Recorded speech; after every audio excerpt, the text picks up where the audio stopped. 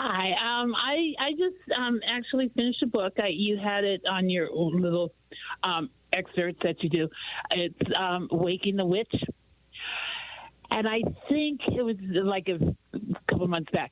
And I actually think it was in that book or possibly something else that I read as far as what they did during the medieval times. They actually went into the plague. Black plague was going around. And people were dying, actually, because of the filth and all that. We know that, the rat population. And there was a town in someplace in Europe where people weren't dying. Most of the people in the town were Jewish. And it was, they have a tendency during Passover to do very extensive cleaning. And they did that, and they do that. And with that, they alleviated the problem with the Black Plague. And people did not die. So these people took it upon themselves to think of these people as they proclaimed them to be witches. So they went in and they did genocide on the people. They annihilated the whole town, basically. Wow. And that just shows the mentality. And I'm seeing that now with the cults that are forming, i.e. Trump, i.e. a lot of the other ones too.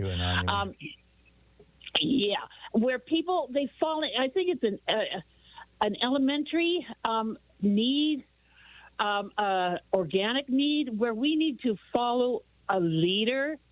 We needed to be told what to do sometimes, and we go with mob mentality more than we should. We should be thinking. We should be taking care of things a little bit better, be more educated. And I see that like on Trump rallies when they actually say, I would prefer having a dictator like Putin instead of Biden in the presidency. And it's like, are you kidding me? Seriously? I mean, you're at that level where you want, or people would say they want a civil war. And it's like, do you realize what you're asking? And do you realize what you're professing? This is destroying what we've built as a country. It's like these people are off the wall, some of the people. I don't know if they're just blurting it out because they're in front of a camera, possibly. But it's just the mentality of the people, and they're falling for it. And Mussolini did it. Everybody did it. They go for the fear tactics. Hitler did it after the First World War. He went in for the fear, what people feared. They feared not having home, not having money, not having a job, not being able to support their family. And they blame it on somebody. They have to find a person to blame it on.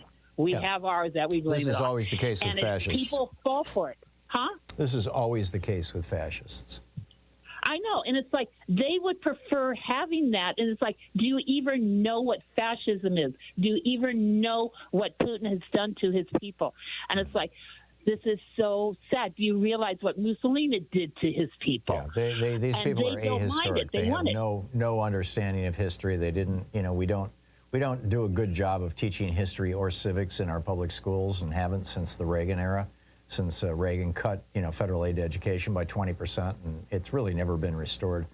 It's just, it's an ongoing problem, Ardeen. We really need to be teaching media literacy. We need to be teaching history. We need to be teaching civics. Because we've got we got 3 generations now of Americans who are fundamentally ignorant, and the Republicans are trying to make them even more ignorant by banning any instruction on the racial history of the United States. That's horrifying, which is like a too. major part of our history. Yeah, I know, and that's when people talk about how the South is basically. We still have the Jim Crow, and some of the laws that they came up in Jim Crow were so asinine. It's like they would arrest people, put them into prisons, black people, after Jim Crow, put them into prison, and then use them as slaves. Yeah.